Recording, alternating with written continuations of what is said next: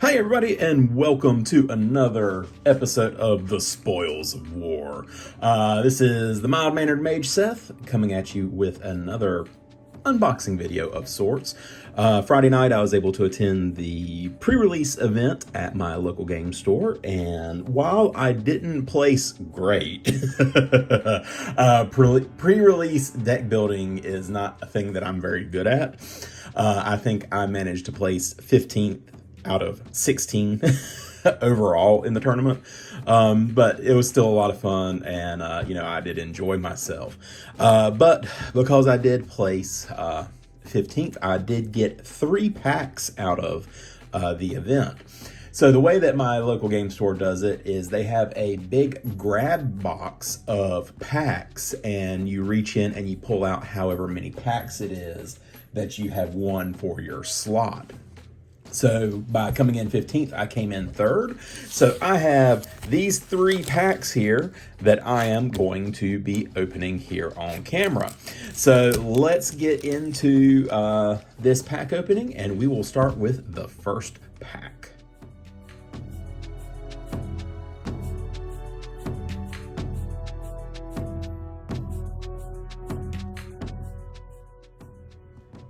All right, so the first pack that we're going to be opening today is a Zendikar Rising set booster.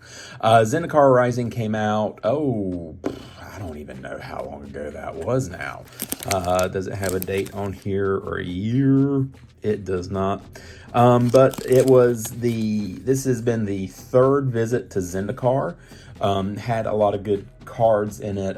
We had the 4-color Omnath come out, which I think is people are searching for now to go in the March of the Machine 5-color Omnath deck. So let's get into this pack and see what we've got.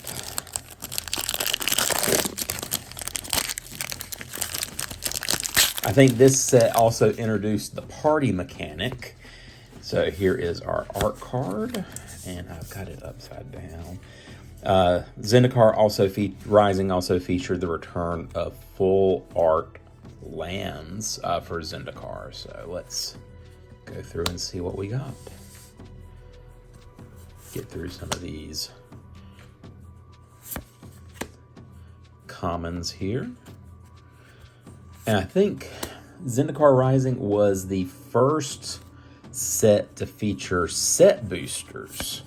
All right, so here we are into our uncommons. Got the Iridescent Hornbeetle, Marasa Rootgrazer, Makindi Ox. Oh, and it also featured the return of Landfall, which I think is a fun mechanic. Oh. And then we've got another common here. Another uncommon. And then here is our rare for the pack. Kargan Intimidator, Human Warrior, a red and 1 for a 3/1. Cowards can't block warriors. Pay 1, choose one of the following that hasn't been chosen this turn. Kargan gets +1/+1 until end of turn. Target creature becomes a coward until end of turn. Target warrior gains trample until the end of turn. So I could see this going good in an Agila deck. A lot of Agila decks go infinite with their mana so that they have the infinite combat steps. So you keep paying 1 over. Oh, it has to be this turn, though. So you can only target 1 each time. So I'm not sure if that would work good in an Agila deck then. So, oh well. It was just a thought. And then our foil for this pack is the Expedition Diviner. Flying as long as you control another wizard. Has this, when this creature dies, draw a card. So, all right. And then we've got a nice construct. And that is it on the back. Okay, well, that was our first pack. Nothing really too exciting there. Let's move into our next one.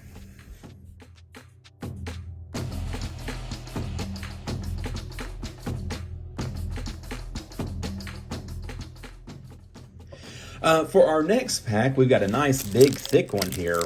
This is, I believe, a theme booster, and I think it is also from Zendikar Rising. So with the theme boosters, I believe they go around a color or a set of colors, and I think there are predetermined cards in here. I've never really opened the theme booster. They never really struck me as something too terribly exciting. So let's get into it and just see what we got. I think with the theme boosters, there are some certain cards that are only available in the theme boosters, and that's why people might go after them. But, you know, I don't know. It just, again, never really struck me. And the cards I think that I would be looking for aren't that, wouldn't be hard to just trade for or buy as a single. But there do seem to be a lot of cards in here. So I did notice that I have this upside down. So let's get this turned around. Okay. Yep, so from the set symbol, this is Zendikar Rising. So let's kind of flip through here and see what we got. Journey to Oblivion. Each creature in your party costs 1 less, so 4 and a white. When it enters the battlefield, exile target non-land permanent until an opponent controls until Journey to Oblivion leaves the battlefield. So a nice exile effect. Core Blade Master equipped warriors have double strike. I mean, these are all pretty much commons and uncommons so far. I'm not sure what we'll have in terms of rares or mythics. Probably just rares, I would imagine. Another Feldor.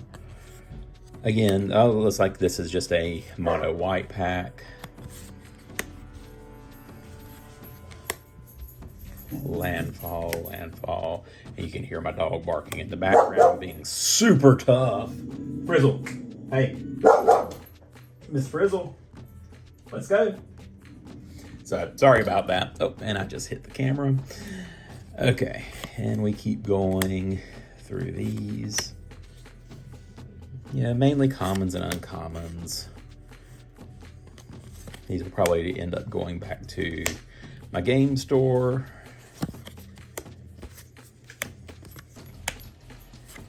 Yeah, let's see if we can kind of get through the rest of these kind of quickly. Nothing that's really too jumping out too much at me.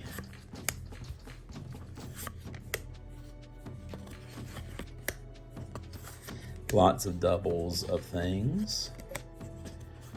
All right, here we go. Skyclave Apparition. When it enters the battlefield, exile up to 1 target non-land, non-token permanent you don't control with mana value 4 or less. Very nice. When it leaves the battlefield, the exile card's owner creates an XX blue illusion creature token where X is the converted mana cost of the exiled card. So you're able to kind of target something to get rid of it if it's 4 or less. But when this dies, or just, I mean, it even says leaves the battlefield, so exiling it leaves the battlefield, the owner of the other card gets a illusion creature token, at most a 4/4. So anywhere from a 4/4 to a 0/0, because you could have exiled a 0 cost artifact creature. Or 0 cost, you could exile a mana crypt, so they would get a 0/0. So that's okay, a little targeted removal. I'm not too big on the other person getting something out of it, but that's just me. All right, and then the next card, Feldar Retreat. This is a nice Commander All-Star. Landfall, a white and 3, landfall. Whenever a land enters the battlefield under your control, choose 1. Make a 2/2 white cat beast creature token, or put a 1/1 counter on each creature you control. Those creatures gain vigilance. If you start churning out enough lands, then you're going to start getting, you know, a bunch of tokens, or you can beef up your whole board for a swing in at the end. If you're running red-green, pairing this with Doubling Season, Parallel Lives, Branching Evolution, what's that other one? the new Vorinclex from Phyrexia All Will Be One. Or not Phyrexia All Will Be One, but the Vorinclex from Kaldheim, that's a counter doubler. And then there's one other doubler that I cannot think of the name of it. Primal Vigor. There it is. We got there. I kept wanting to say Primal Surge, but that's not it. So, yeah. So there is the. That is everything in that pack. So let us go on into the next one.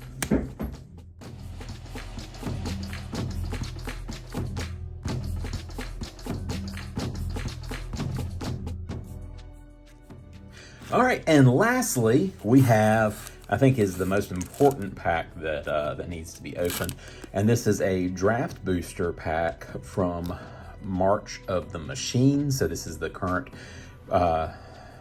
set that is out in Magic, and I pulled this out of the box. So let's see what we got.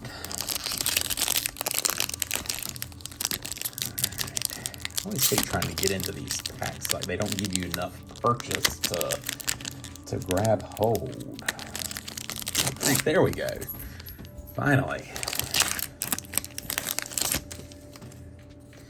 All right, so this is actually one of the cards that I played in the pre-release. Burning Sun's Fury, Convoke, red and 1, up to 2 target creatures you get, up to 2 target creatures each get +2/+0 and gain haste until end of turn. Was dropping some big creatures and then giving them haste with this, so really enjoyed playing this card. Thunderhead Squadron, Convoke for a flying 3/4. Blighted Burgeoning, also played this in my pre-release. I was running a Gruul deck. Blighted Burgeoning helped out with some mana fixing. Green and 2 to enchant land. When it enters the battlefield, incubate 2, so you get one of these incubate tokens. It makes a Phyrexian artifact, and then you can pay 2 to flip it to make a Phyrexian artifact creature. And it becomes the number, it's a 0/0 creature, and then it has the number of +1/+1 counters equal to the incubate. So for this, it would turn into a 2/2.